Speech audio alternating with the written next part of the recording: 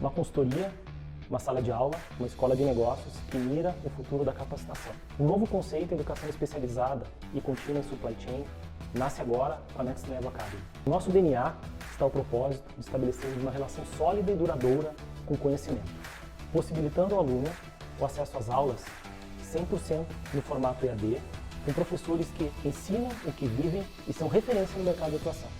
Através de uma trilha inédita pensada no perfil do comprador do futuro e o seu protagonismo nas organizações. Combinamos treinamentos em supply chain, tecnologia, com aplicação prática, através de uma aliança estratégica com a Faculdade Impacta, uma referência no ensino de TI e gestão há mais de 30 anos no mercado. Level Group, Procurement Club e Faculdade Impacta dão boas-vindas ao futuro e a você na educação do supply chain. Ele começa a partir de agora.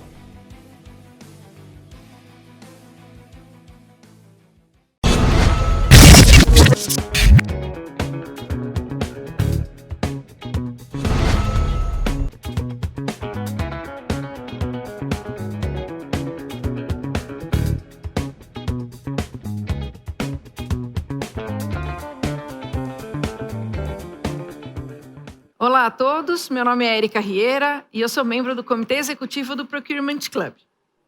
Olá pessoal, eu sou André Gugel, membro do Comitê Executivo do Procurement Club. Bem-vindo a mais um Papo de Comprador. Papo de Comprador, que é um programa que traz a você um conteúdo relevante através de profissionais experientes e tudo isso no bate-papo bem descontraído para você. O Papo de Comprador de hoje é sobre SLAs e KPIs e como esses índices têm mudado, nos últimos tempos, se adaptando a um novo cenário de compras. Papo de Comprador é um programa do Procurement Club que tem patrocínio da Avipam, Viagens Corporativas e Eventos, Level, Soluções Especializadas em Procurement, pela Versani Sandrini e conta com o apoio da RC Online. Olá a todos, sejam bem-vindos a mais um episódio de Papo de Comprador. E o nosso papo de hoje é sobre SLAs e KPIs, que são temas super importantes dentro de uma área de compras. E os nossos convidados de hoje são Márcio Panassol, líder da prática de Sourcing e Digital Procurement na Deloitte, Cíntia Rossi, Head de Procurement na XP, e Renato Honorato, especialista em processos de compras na Vorrat. Sejam bem-vindos ao Papo de Comprador. E já emendando a primeira pergunta, a atual pesquisa do Procurement Club, lançada agora em março, comprova que o cost savings e cost avoidances permanecem no topo da lista dos indicadores de compras. Na opinião de vocês, esses índices serão sempre os principais indicadores dos resultados da área? Ou vocês acham que futuramente outros indicadores de resultado mais relevantes os substituirão? Se sim, quais seriam? E eu quero conversar com você primeiro, Márcio. Legal, pessoal. Espero que estejam todos bem. O tema KPIs, ele é um tema bastante relevante, porque ele reflete, ou pelo menos deveria refletir, as principais prioridades que um executivo de compras, um diretor, um gerente, enfim, ou um CPO, tem em mente como desafios da sua área, da sua atividade. Eu acredito, sim, que esse KPI ele vai continuar sendo ainda um dos mais importantes, porque no final do dia, o papel de compras também vai ser o de ajudar suas organizações a serem mais rentáveis e a buscarem melhores margens nos seus produtos e serviços. Então, é sempre uma medida, um tópico a ser acompanhado muito de perto. O que ocorre é que nem sempre este indicador está necessariamente conectado com as prioridades desses líderes de compras, especialmente nos dias de hoje.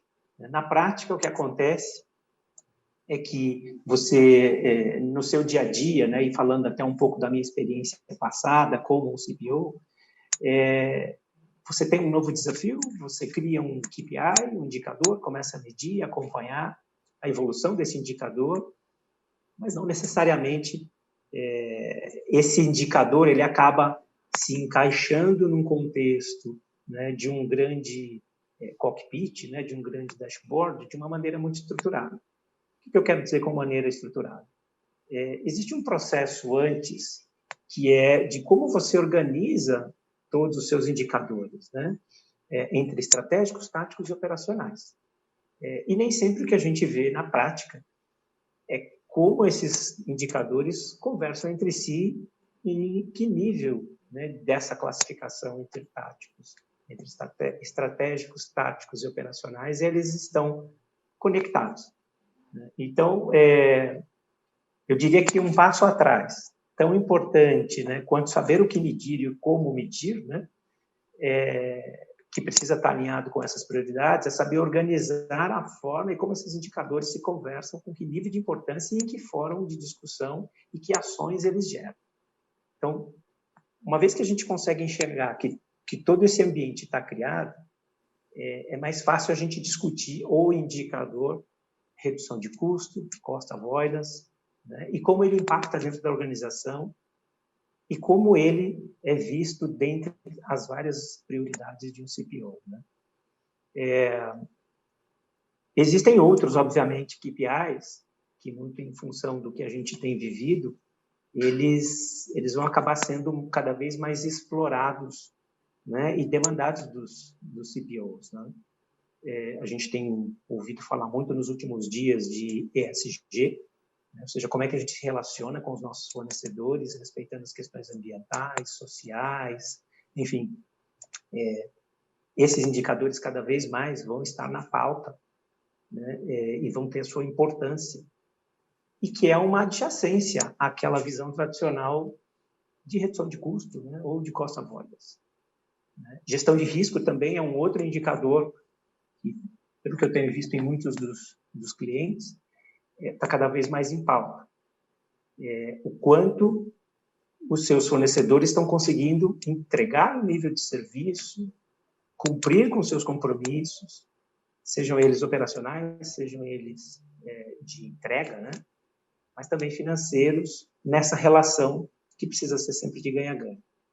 Então, para dar alguns exemplos de outros indicadores que estão ganhando muita importância e que muito em breve vão estar competindo aí com esse da sua pergunta. Né? Então, é uma tendência que, como líderes de áreas, né, é importante começar a se atentar também para essas outras visões e importância. Bacana, Márcio, muito bom. E você, Cíntia? Como você vê a questão de outros SLAs e KPIs em compras? Eu acho que, concordo com o Márcio, eu acho que vem sendo, ao longo do tempo, né, essa evolução em procurement, queira ou não queira, a gente tem outros KPIs que vão aparecendo, a gente precisa de produtividade, a gente precisa de toda essa questão de risco, ISD, LGBT, LGPD, né? Tudo isso, então, eu acho que todos os outros, eles vêm sendo acoplados, mas eu acho que o cost saving, ele sempre vai estar ali na veia do que a gente é, né? Só que eu vejo ele hoje de uma outra forma e no futuro de uma forma muito diferente, né? Hoje eu não vejo mais o cost saving, eu acho que o TCO é o principal, a principal apuração do saving, né? Porque não adianta eu ter saving se eu não estiver junto ao negócio, né? Então, eu acho que todo o ganho que a gente tem hoje, ele não pode ser medido mais em custo, mas ele tem que ser medido em tudo, né? Se eu estou com a estratégia do negócio e indo para o que o negócio quer, isso deve ser medido com ele. Não adianta eu contratar o melhor, mas em custo, mas não é o melhor do que é a estratégia do negócio. E eu acho que as formas de medição disso também vem mudando muito, né?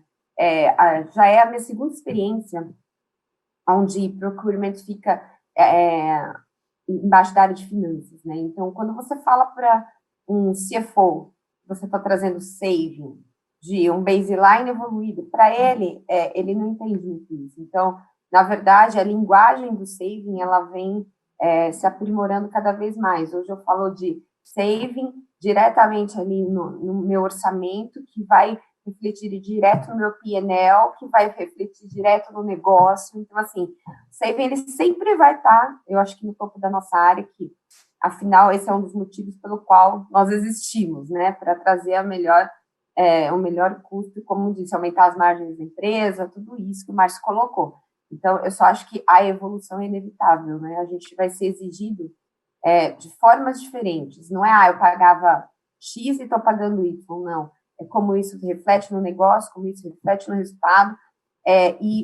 KPIs que hoje eu já vejo de resultado de negócio mesmo, e cross com as áreas. Por exemplo, eu tenho lá uma meta cross de save, mas com a área de negócio, mas tanto de save quanto de produtividade e quanto de entrega, né? Para cruzar as três coisas e no final me trazer o TCO, que no final das contas, eu acho que ao longo do tempo eu aprendi, não sei se todos concordam, que é o saving mais relevante que a gente tem, que é o saving que traz a redução de custo, mas também traz tudo aquilo que o negócio precisa.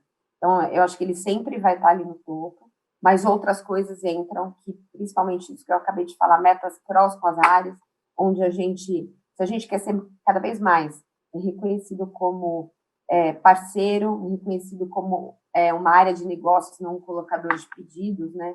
Isso eu falo muito para os meus compradores. A gente não é colocador, mas para deixar de ser colocador, preciso me aproximar do cliente, preciso entender do negócio, preciso estar junto com ele.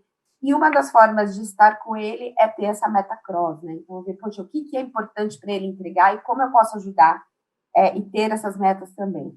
E, óbvio, tem todas as outras. Eu acho que o Márcio colocou uma coisa muito importante, né? O como medir, ter o histórico, ter baseline. Isso é uma dificuldade que a gente tem. Eu, particularmente, como a XP é muito nova nessa área de compras, a gente está em 3 anos em construção de todas essas bases, então, se certificar de que você está apurando de forma certa.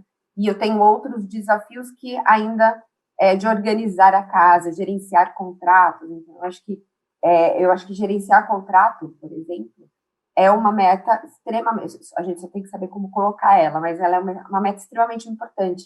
Porque nem sempre a oportunidade de redução de custo ou de renegociação com o fornecedor vem só na renovação. Quando você gerencia, você encontra oportunidades ao longo do contrato, mudanças de comportamento, de consumo, enfim.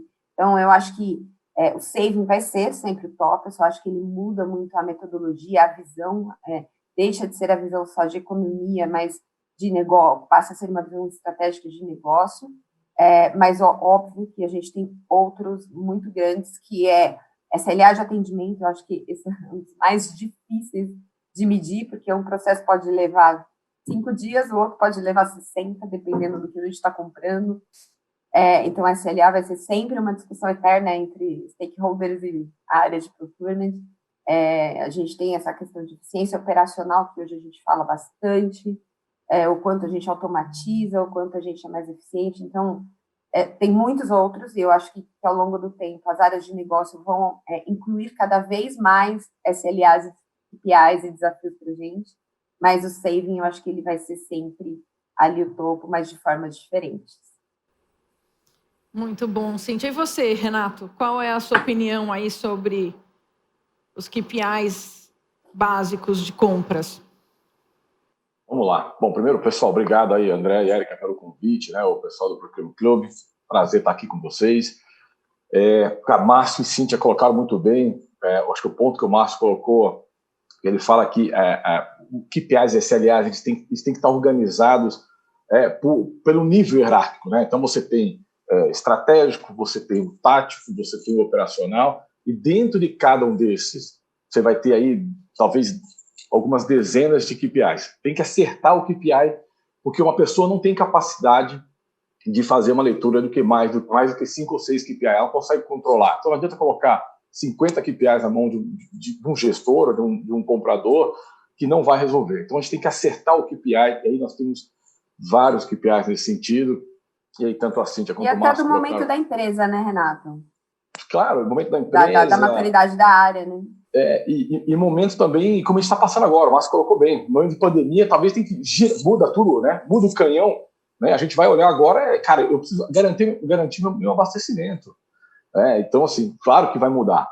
Agora, eu acho que a gente e Cíntia, você colocou um negócio muito estratégico, que eu gosto muito, né? Eu, particularmente, eu acho que o saving ele vai acabar. Pelo seguinte, eu acho que é uma oportunidade interessante a gente debater isso aqui, porque o saving ele tem uma pegadinha, né?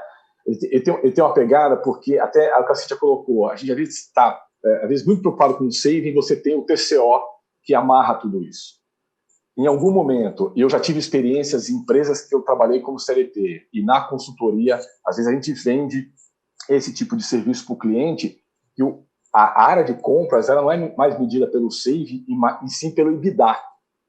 Né? Por quê? Porque vendas trabalham com EBITDA, marketing trabalha com EBITDA. Eu quero sentar na mesa com esses senhores, né, para discutir do mesmo nível.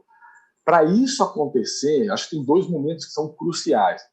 Um é estratégia de categoria. Não é gestão de categoria, gente. É estratégia de categoria. É uma outra linha. Porque, olha só, a estratégia de categoria ela vai dar o direcionamento para o comprador de dizer o seguinte, olha, esta minha categoria eu vou rodar Strategic Sourcing. Essa minha categoria é Tribid da Buy. Essa categoria eu vou delegar, não é delargar para o meu cliente interno, porque pode acontecer. Você tem dinâmicas, né? Na Croton, lá quando a gente trabalhava, a parte de gastronomia ela era delegada, porque era muita particularidade. Então, fazia mais sentido estar na mão do professor, que ia, né, decidia fazer no dia da aula um cocovan, ele ia lá, comprava o frango, comprava o vinho, não tinha como interagir isso aqui de São Paulo, estava muito longe.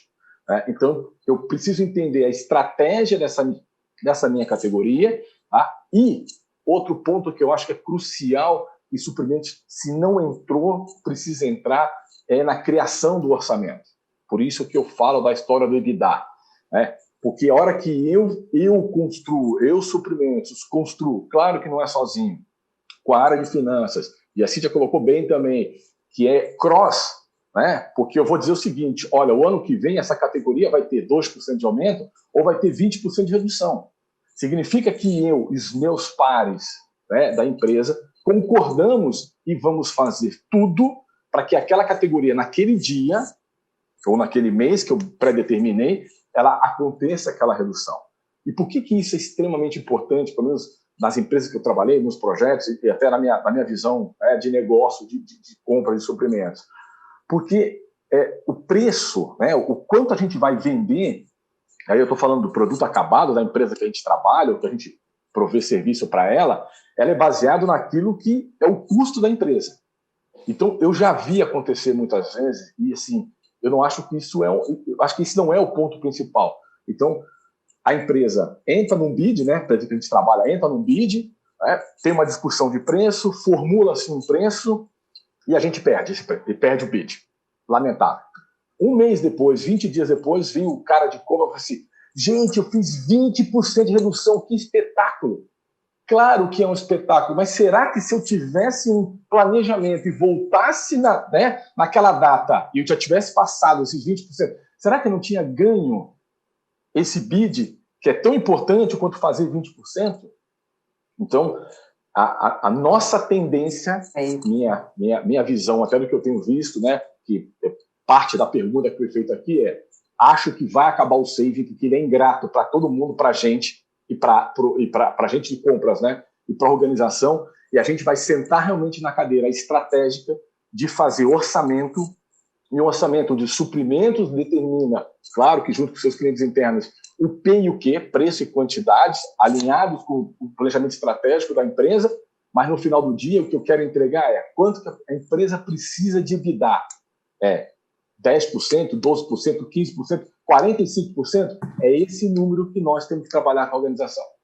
Então, essa é a minha visão um pouquinho aqui dessa parte do saving, né? O que acho que vai acontecer, o que deveria acontecer com o saving.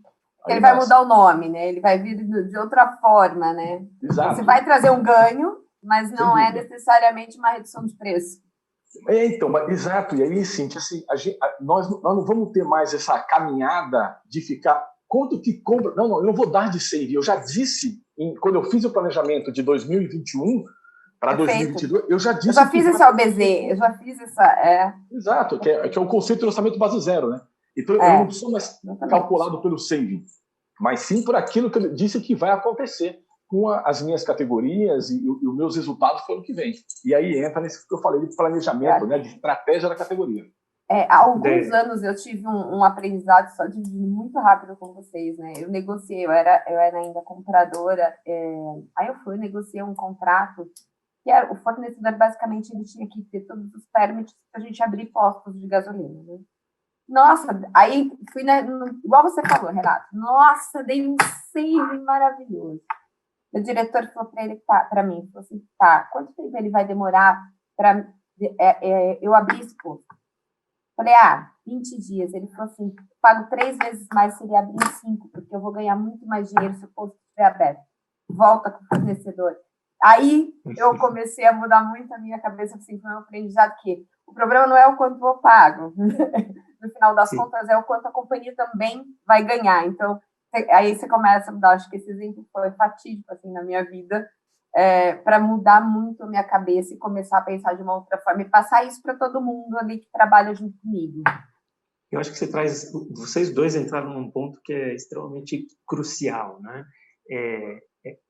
Como a área de suprimentos, tendo como base os fatores pelos quais ela é medida, ela consegue gerar mais valor para a empresa no final do dia. E isso exige novas competências que talvez aqui nós sejamos muito privilegiados em conhecê-las, em talvez ter tido a oportunidade de aplicá-las na prática e tudo mais.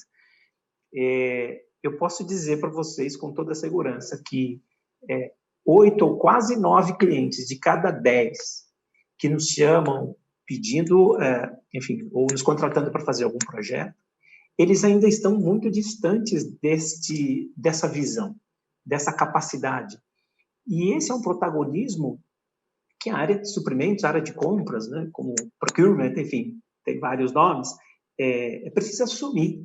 É o que você falou, Renato, é aquele desejo eterno de um CPO sentar à mesa dos grandes pares e discutir decisões de negócio, não falar de compras, ele não vai estar lá para falar de compras, ele vai estar lá para falar de negócio, de como é que ele agrega valor. E eu acho que os nossos pares, né, que atuam nessas áreas, eles estão muito tímidos. Eu acho que falta um pouco de primeiro, coragem com a capacitação, obviamente, por isso que esse tema ele é super importante, né?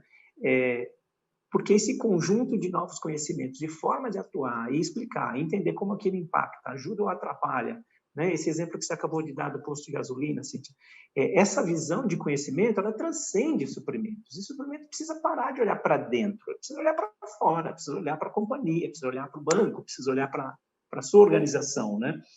E eu acho que muitas vezes os líderes de compras eles se perdem olhando dentro, né? O mais do mesmo, e eu acho que é um bom momento, né? E esse ponto do KPI que vocês trouxeram é super importante porque ele mostra quanta coisa tem por trás de um tema, né? A gente poderia ficar aqui falando o dia inteiro disso aí, mas eu acho que essa questão da formação, né? Da capacitação desse novo modelo, ela é importante e a gente vê pouco, né, isso acontecer no mercado.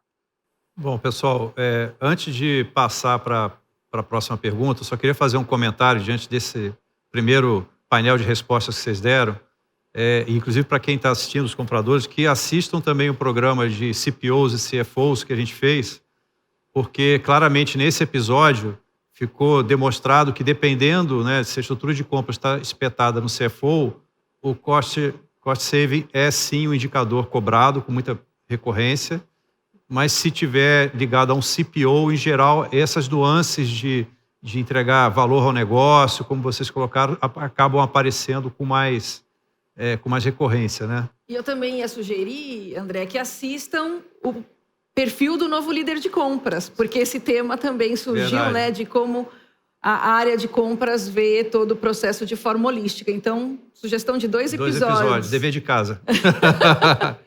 Mas vamos lá, eu vou dar sequência aqui a próxima pergunta para vocês. Eu queria endereçar uma pergunta muito voltada agora para a parte de processo, né?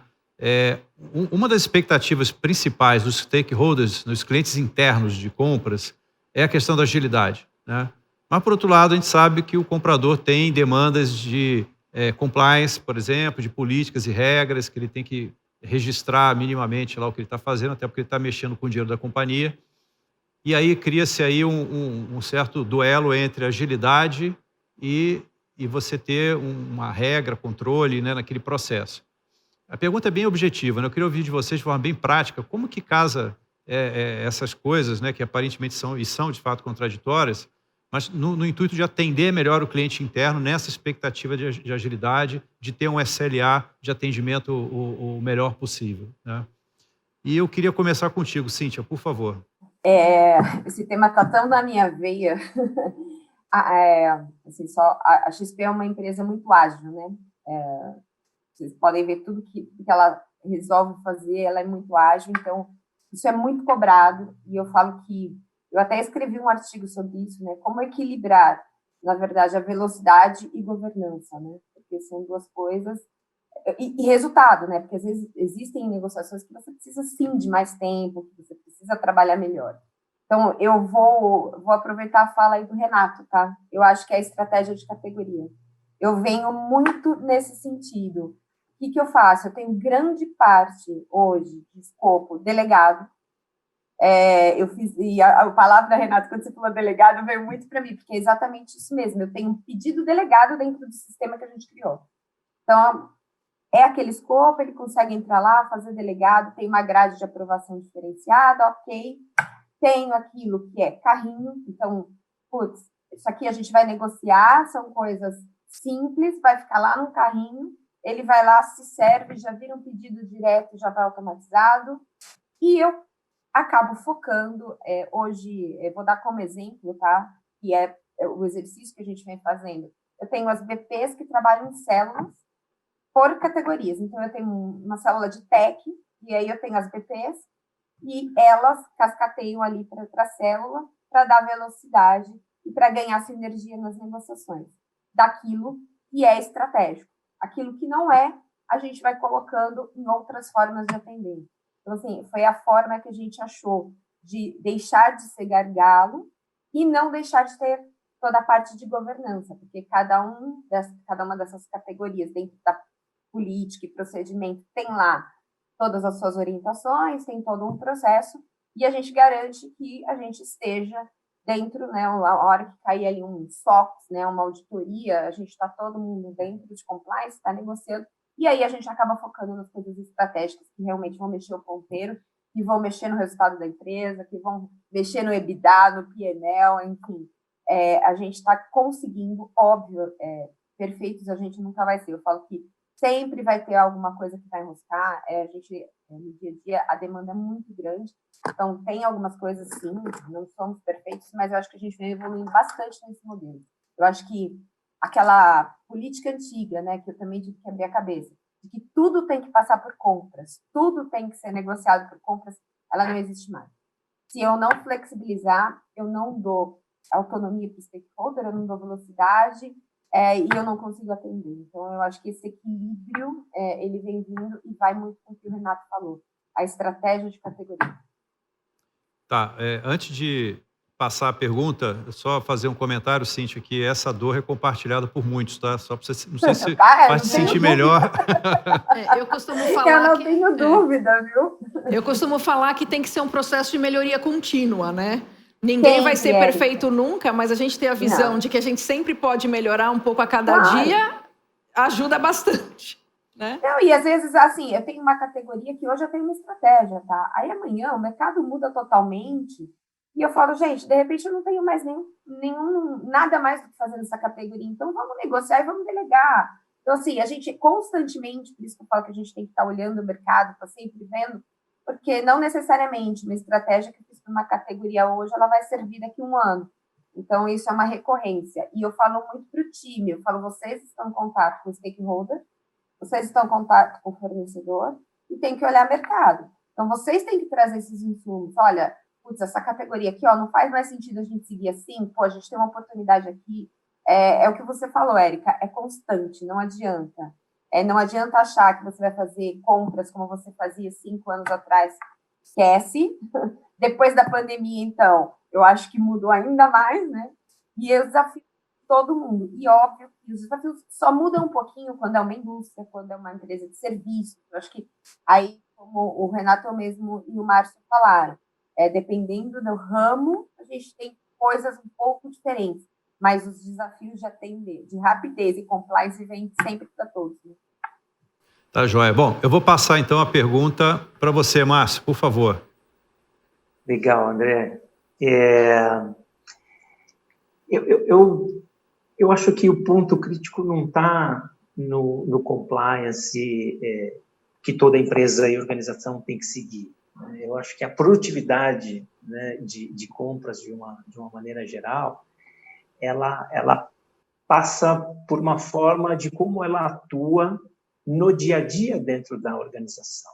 Né? E aqui o ponto central, ele, enfim, complementando exatamente tudo que a Cíntia falou, mas acho que tem esse componente, que é a atuação da área de compras, ela precisa ser integrada e ininterrupta com os clientes internos. Quanto mais informação o time de compras tem sobre a necessidade de um material, de um serviço, enfim, a categoria que for, e principalmente desde o início, mais produtiva vai ser a atuação da área de compras. Né? Os resultados vão ser melhores também. Do ponto de vista prático, que eu ainda enxergo em muitas organizações, e aí, claro, que cada organização tem o seu nível de maturidade, né? Mas eu tenho visto casos em que, por exemplo, o time de compras, às vezes, ele só é envolvido no final, ou tem um papel muito passivo, ou de pouca relevância. Né? E que isso, aliás, é um ponto que a gente precisa mudar. Né? De novo, se a gente quer chegar num papel de protagonismo, nós precisamos provocar essa mudança. Ninguém vai mudar a organização para que a gente passe a ter esse papel. Né? Então, isso acontece, por exemplo, quando a gente está falando de um processo de desenvolvimento de um novo produto, de projetos de TI, né? Construção e ampliação de novas unidades de negócio. Muitas vezes, a área de compras é chamada lá no final da história, assim, do tipo, pessoal, tem esse monte de coisa aqui que precisa comprar, cuida aí pra gente. Então, e às vezes pior, dá meio que negociado, só falar, dá o último aperto lá e põe o pedido. Vai lá fazer a sua parte, né? Tira os 3%. Não, né? Isso, nossa Senhora. Gente, a gente, alguns, né, que vão fazer aí as suas reflexões, podem pensar assim, pô, mas isso é uma coisa muito básica, isso não acontece. Gente, acontece em grandes organizações. Né? Eu, particularmente, participei de uma discussão para a abertura de um novo centro de distribuição e no final das contas, assim, o próprio time de operações já tinha definido, então por que vocês estão me chamando aqui? Né? Eu não vou, a minha capacidade de agregar valor neste momento do processo ela é muito baixa. Né? Então, isso é muito ruim. E o que a gente teve que fazer foi uma mudança cultural dentro da organização para que, mostrando em dados e fatos, que na medida em que a gente consegue, enquanto compras, participar desde o início de uma discussão, né, e aí, de novo, eu vou sempre bater naquela tecla de novos capabilities, né, de novas competências, não adianta também a gente ir para uma reunião para falar de desenvolvimento de produto se a capacidade de agregar valor na discussão sobre antecipar a compra de determinados insumos, postergar por uma questão conjuntural econômica, enfim, e você falar de negócio, porque compras é uma atividade no final. Né? Eu não estou minimizando o papel e a relevância de compras aqui.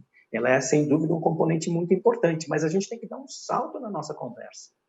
A gente tem que falar de negócio. Olha, há uma tendência de alta nesta commodity, que é um insumo importante para aquela determinada embalagem, portanto, temos algumas decisões de negócio para tomar. Ou a gente antecipa a compra, ou a gente posterga, ou, às vezes, a gente precisa ter a capacidade de colocar na mesa questões difíceis. Dizer, olha, tem que matar esse projeto, porque o incremento que a gente vai ter pela frente, o tsunami está vindo, né?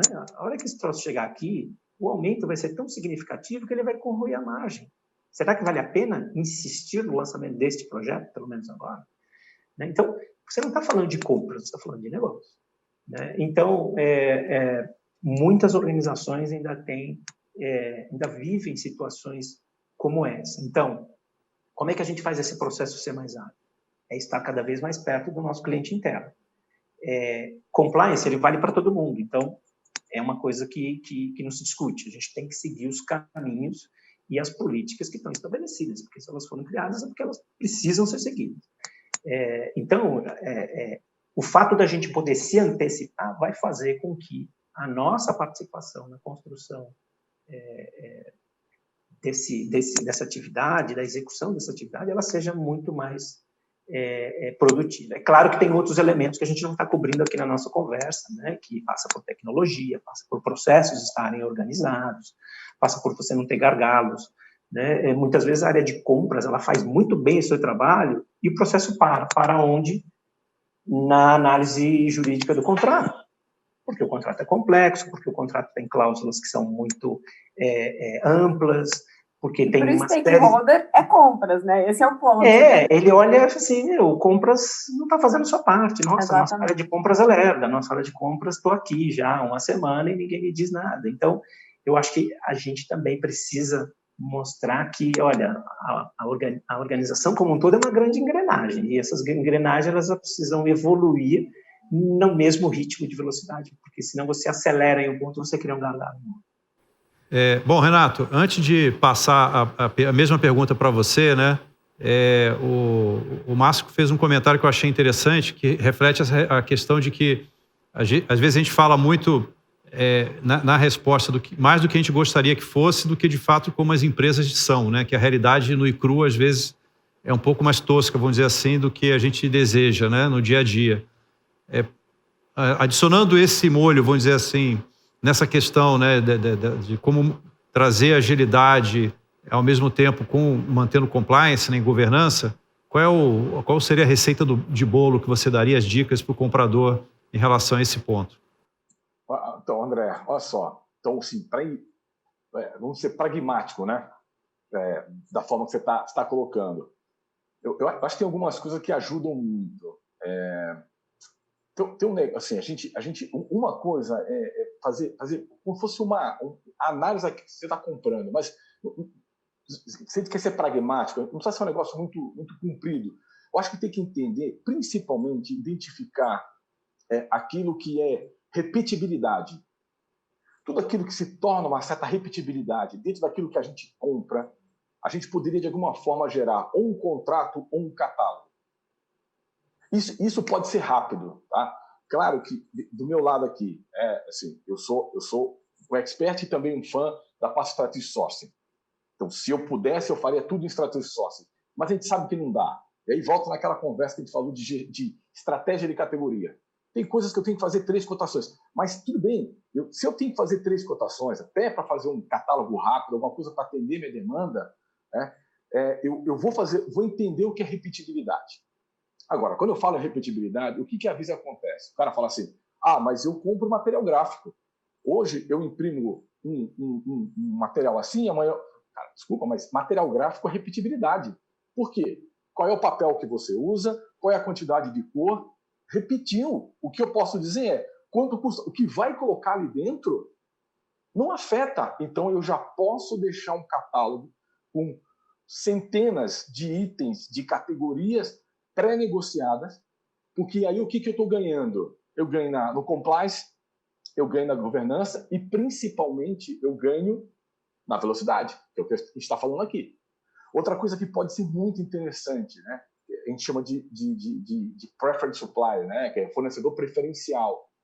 Eu posso criar uma estrutura de deixar alguns fornecedores pré-negociados com processos ajustados para que, se eu precisar fazer compras, então, nesse caso da gráfica que eu falei, mas eu não vou comprar exatamente, né, fugir um pouquinho do papel que você usa. Tá bom.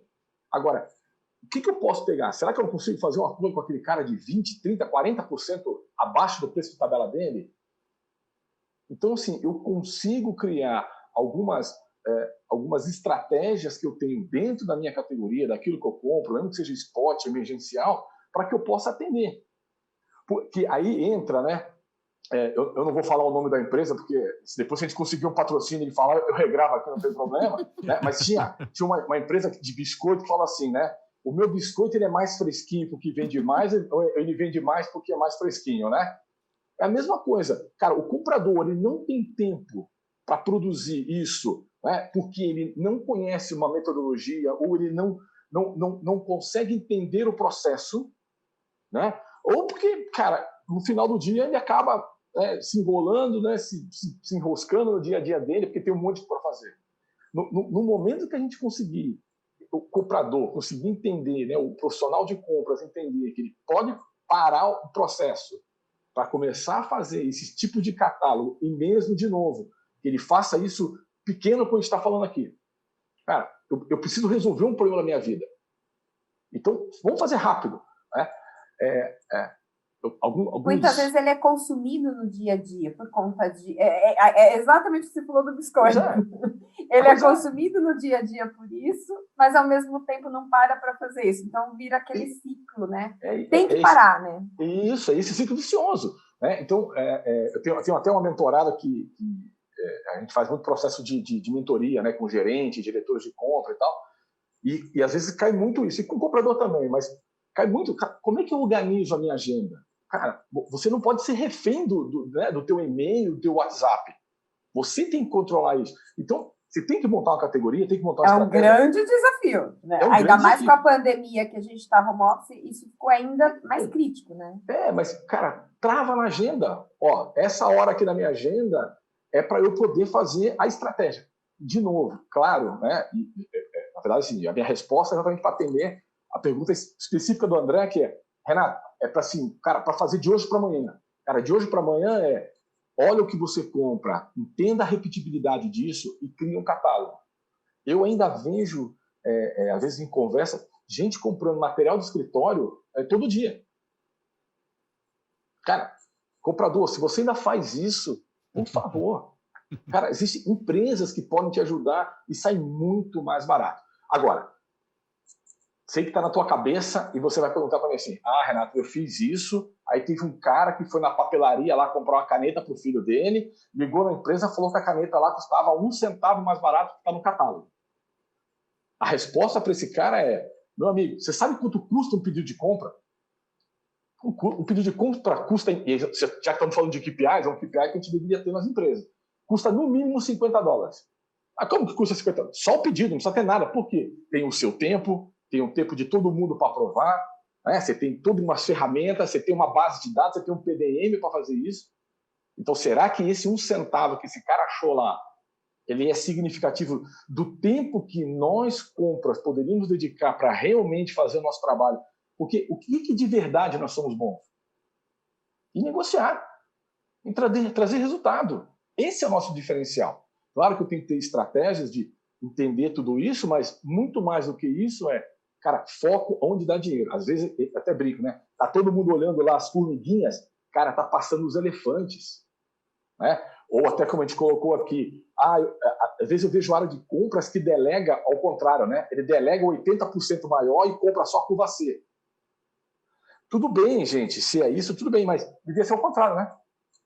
A gente deveria cuidar da curva A e da B, e o C não é, de novo, não é delargar. Né? Eu quero delegar para esse cara. E quero delegar dizer o seguinte, cara, olha, eu vou te mostrar como é que você vai comprar isso. Eu tenho um fornecedor preferencial, ou tenho um fornecedor já calculado para isso, eu tenho uma ferramenta de compra, um picar da vida, não sei, eu vou te dar as ferramentas para te ajudar. Eu não vou largar você na jaula dos leões. Vou te colocar lá, mas vou te dar um chicote para te dar um banquinho para você empurrar o leão. Né? Então, assim, eu vou te dar armas para você poder trabalhar em cima disso. Mas é muito mais. E o último ponto que eu acho que a gente tem que colocar, a gente também precisa modernizar, pessoal. Tem chegado algumas ferramentas aí, né, Agile, né, e outras, que muita gente falou assim, mas o Agile não é para Strategic Source, o Agile é uma ferramenta de tecnologia. Está muito enganado. Está muito enganado.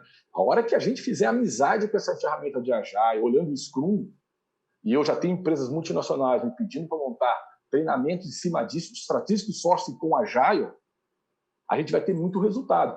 Vou dar um exemplo, não vou dar o nome do cliente, claro, mas eu fiz, a gente dá muito treinamento de Strategic Sourcing com mentoria e com esse foco do Agile. Na área da demanda, o cara já identificou que tinha um potencial de redução de 20%. da categoria. Eu não precisei completar os 5 passos da metodologia. O primeiro passo, ele já pagou um projeto. Tá? Então, a gente tem que olhar esse ponto. A gente pode ser rápido. O problema é que a gente está ainda parado. Tá? Mas olha só, eu acho que tem uma coisa que é interessante disso tudo, né? Eu acho que eu dei umas ideias daquilo que pode ser rápido, tá? Mas, de novo, voltando à estratégia da categoria, né? Agora que você olha a categoria lá atrás, você monta, você consegue agilizar o teu processo. Agora, você falou um negócio muito interessante no início, né? Quando você estava falando com a Cíntia, que a Cíntia comentou, né? Que a dor dela... Por que é a dor de todo mundo? Porque esse problema que a gente encontra nas empresas, ele tem um tripé muito forte em cima disso, que ele é pessoas, processos e ferramentas. Isso atinge tudo isso. Porque se eu quero ser rápido, eu preciso ter ferramentas, eu tenho que ter processos onde o processo de aprovação tem que ser rápido, o processo de... Eu tenho que ter PDM. Porque como é que eu... Renato, compra uma empilhadeira. Vou dar um exemplo mais simples. Compra uma caneta. Cíntia e Márcia, vocês têm uma caneta na mão aí? Mostra a caneta que vocês têm na mão aí. Olha lá. Cada um de nós tem uma caneta. Qual caneta que vocês querem? Gente, caneta não é caneta. Então, assim, enquanto a gente não entender que esse trinômio, processos, pessoas, e pessoas é o que o Márcio falou, né? São novas habilidades de compras, processos, a gente entender que tem que ter um processo na empresa, tem que ter uma política. Né? Cara, você vai fazer isso, vai fazer isso. Porque aquela pessoa chega de uma empresa com uma ideia diferente. Na minha empresa tem que ser trabalhado assim. E ferramentas. Às vezes a gente contrata ferramentas caríssimas e não é que ela não funciona. E pelo amor de Deus, eu não quero falar mal de nenhuma ferramenta e nem bem. Né? Mas eu quero dizer que não é que ela não funciona. O problema é que a gente quer pegar aquela coisa que é quadrada e enfiar numa ferramenta que não nasceu para isso. Aí o processo capota. Porra, não usa a ferramenta, volta para o Excel, entra no desespero que a gente tem. Ou, mas minha empresa é pequenininha, não dá para contratar aquela ferramenta. Gente, tem ferramentas hoje de compras espetaculares, melhores do que essas bambambam que vocês conhecem aqui, por valores que são interessantes. Meu último ponto para fechar aqui. Renato, tudo isso custa muito caro. Não é verdade. Isso não é verdade. Porque a área de compras é uma das poucas áreas na organização que tem vida própria em termos de resultado. Se você tem uma área de compras que é de alta performance, que entrega 10, 12 vezes os seus resultados em savings, essas ferramentas, processos e pessoas saem muito barato. Então, temos que olhar o todo, né, para a gente poder desenhar um processo melhor. O rápido é aquilo que eu falei no início, Preferred Supply, catálogo, olhar rapidinho, fazer 3, 4 cotações e fecha. Mas vamos olhar o longo prazo, pessoas, processos e ferramentas, que é o tal do Procurement Transformation que nós estamos falando aí no mercado, para que a gente consiga ter uma área de compras realmente estratégica, rápida e alinhada às necessidades da empresa. Bom, Renato, a gente vai ter que dar uma quebrada aqui, né? Economiza um pouco para a parte 2, né? A gente vai ter que dar uma quebrada aqui no episódio. Na semana que vem a gente continua. Para quem está acompanhando, né, assina o sininho para ser notificado da parte 2 e dos próximos episódios. Se você gostou desse conteúdo, aproveita e visita a nossa biblioteca. A gente citou aqui alguns episódios que podem ser de interesse de vocês também. E compartilha com os amigos, compradores, o nosso material, o Procurement Club. Certamente vai ter coisa boa para vocês lá. A gente se vê na semana que vem, então. Tchau, tchau. Até!